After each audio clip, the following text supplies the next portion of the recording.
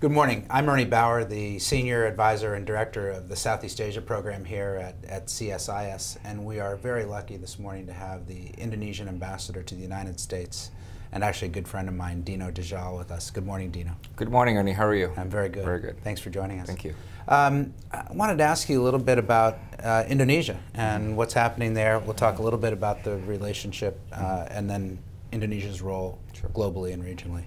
First of all, could you tell the audience, for those who aren't familiar with Indonesia, sort of what is Indonesia? What's your size? What's your outlook? Well, thank you. Indonesia now is, we call ourselves the emerging economy. We used to be called third world. Now we proudly call ourselves an emerging economy and a G20 economy. There's in fact a new profile about Indonesia that is different than, say, 20 or 30 years ago. Indonesia now is the world's third largest democracy, with the largest country in Southeast Asia, the largest economy in Southeast Asia. We have the largest young people in Asia, and in fact, many of them are, we are number 3 users, if not maybe even number 2 of Facebooks, and also among the top 5 in the use of Twitters. So very large, hip, and optimistic young people. You're a tweeter yourself, aren't you? Yeah, I have a Twitter account. Yeah, I notice you got a huge following on Twitter too. I got about 42,000 last time I checked, so I'm quite happy with it. Yeah. That's great. Yeah. So on the U.S. Indonesia relationship, in the past it's been sort of suspicious, but now you seem to have transformed it into something it's very important for us, I know. Could you talk a little bit about where the relationship is? Well, the relationship now has reached a new level, opened a new era. It's called a comprehensive partnership. And this was inaugurated during President Barack Obama's visit to Indonesia last year in November, and which was a very historic visit. He was received like a rock star. He gave a very big speech at University of Indonesia, and it was watched live on TV by the whole nation. And it was the speech that also redefined the relationship between Indonesia and America. This relationship is meant to be comprehensive, and that is not driven by a single issue, as it seemed to feel in the past. It's supposed to be forward-looking, that is based on shared ideals and common interests. And it's also not just a bilateral relationship. It's supposed to be a relationship that matters regionally and in a global context. There's a lot of global issues that we can work with. Issues such as climate change, the environment, people smuggling, terrorism, the reforming the financial architecture, and so on. So it's totally a new relationship based on the fact that both America and Indonesia are different nations now, and they have to function in a different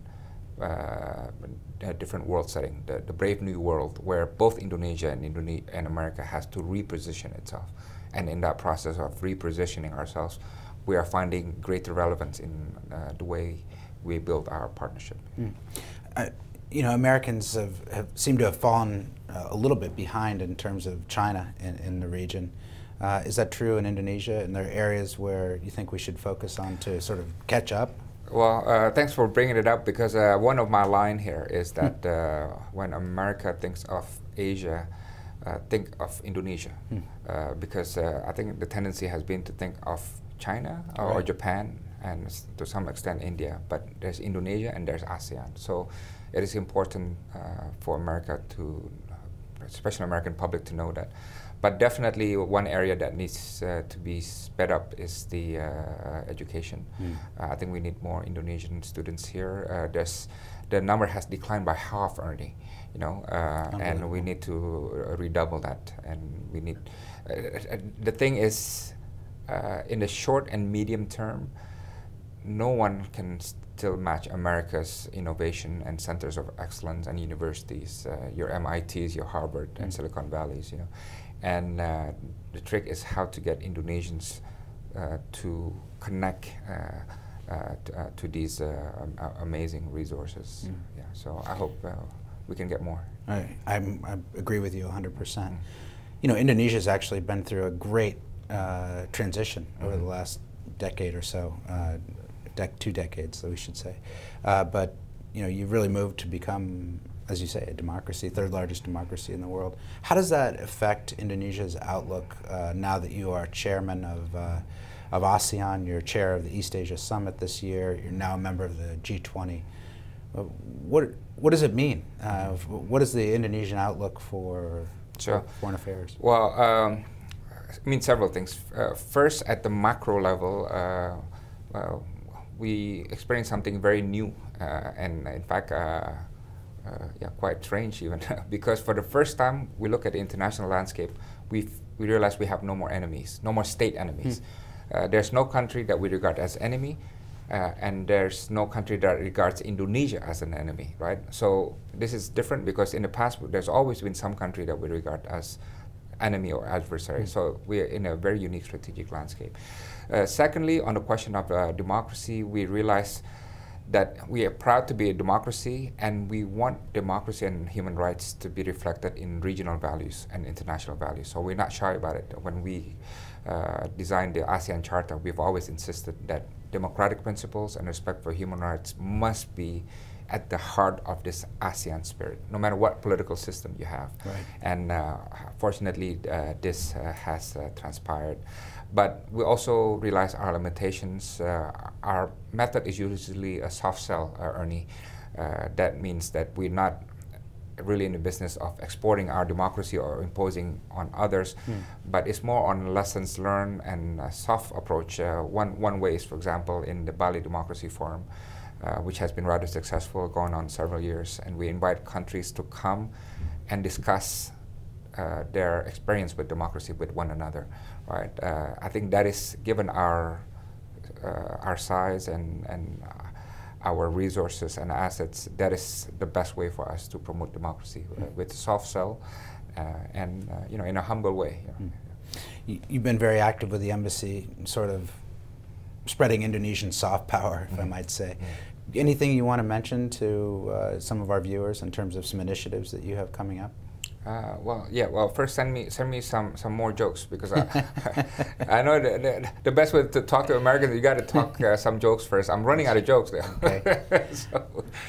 Well, secondly, we are launching this thing called the 1 Million Friends and Partner campaign. That is a program where we want, in the last 6 months I've traveled throughout America. I've seen a lot of Indonesians and Americans, but their dots are not connected. Between one another, they don't know one another, right. And we want to establish more than just friends of Indonesia. We want to establish the Indonesia network, which is the next level, and we hope anybody who has anything to do with Indonesia, whether you like our food, you like our movies, you like our batik, or you have business in Indonesia, please join the Indonesia network.